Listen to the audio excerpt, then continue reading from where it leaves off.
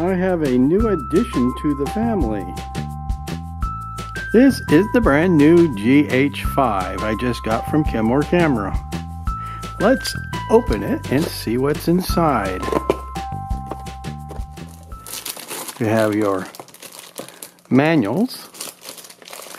These boxes are always fun to open. And we pull out. In the main compartment is the actual GH5 camera. And here it is, the GH5 camera.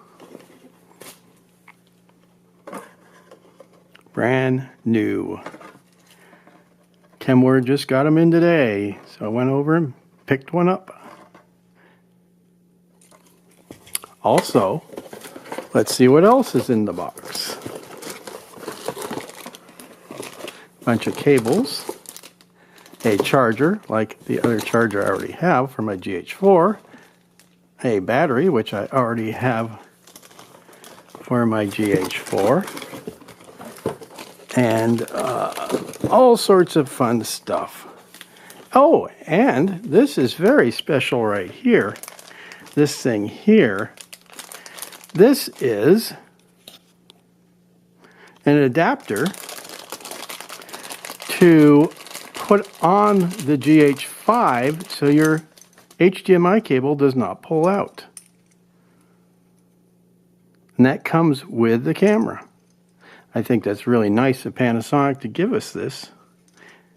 Very, very nice indeed. So that is what's in the box. Your cable for the charger. The charger itself. This is the USB to USB-C cable because the GH5 has USB-C. On my laptop, I can actually use a USB-C to C cable because it has USB-C. This goes to USB-A type connector. But that's exciting. And of course, the lovely same battery that's in the GH4 is now in the 5. So let's put a battery in the camera. There's the battery in the camera. So now, if I turn it on, it should power up. And yes, it does. It's asking me to check the clock. So, it says push the button, and it will set the time. And hit set. It is now it says select your home area. I'm not on the East Coast, I'm on the West Coast. So I will set it here. It says there's no memory card. And if you notice on there, it was showing 2 slots.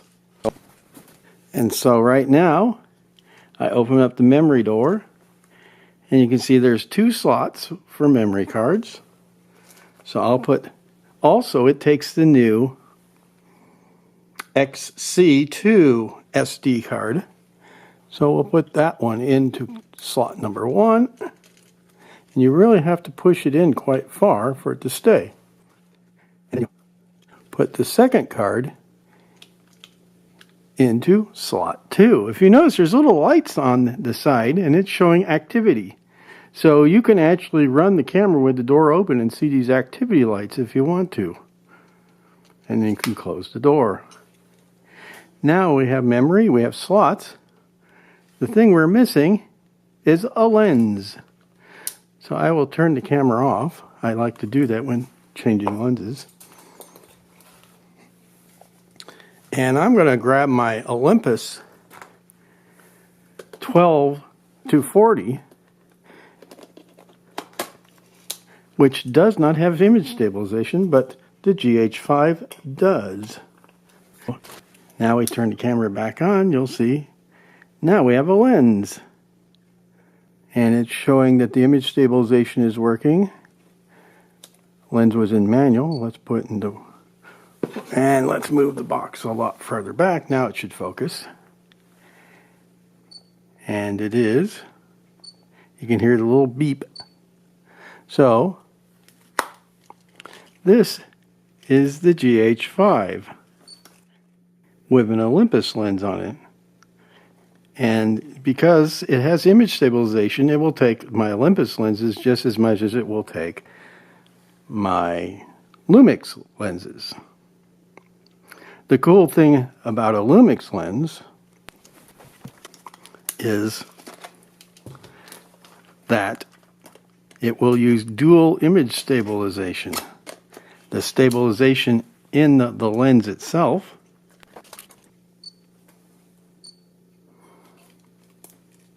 see, now that I've turned on the stabilization on the lens, it wasn't on, and now it is. You'll, in the very corner right over here, let's see if we can see that better if I focus. You'll see it says Dual 2, which means it's using the lens stabilization and it's using the body stabilization of the GH5. This is the evolution of the GH series. There was a GH1 that looks like the GH2, the GH2, the GH3, the GH4, and now the GH5. The last three look more like each other than the first, with the GH3 being 1080 and the last two being 4K, the GH4 and the GH5. Here is a comparison of the GH4 and the GH5. As you can see, the GH5 looks different than the GH4. They removed the flash. It is no longer there, which is a good thing. We didn't really need the flash to begin with. The controls are pretty much in the same spot except for the new joystick on the GH5. But the 5 is definitely thicker and a bit taller than the GH4. It's like 20% bigger than the GH4 and feels very, very comfortable in the hand. Here's the side view of the two cameras. And the backs look very similar except for this little joystick. But that's the two cameras. And they both shoot 4K. I hope you have enjoyed my view of the GH5. I plan on doing some more reviews of it in the future. So stay tuned to frugalfilmmakers.com for more videos and information.